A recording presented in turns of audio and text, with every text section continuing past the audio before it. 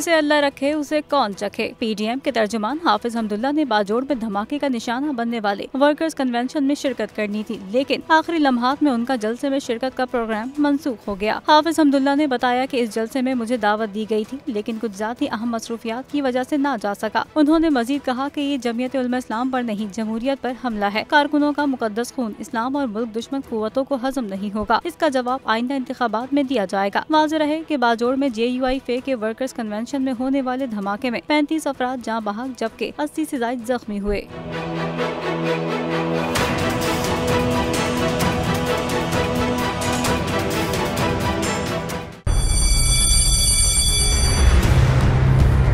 जामियात में चलता गोरख धंधा,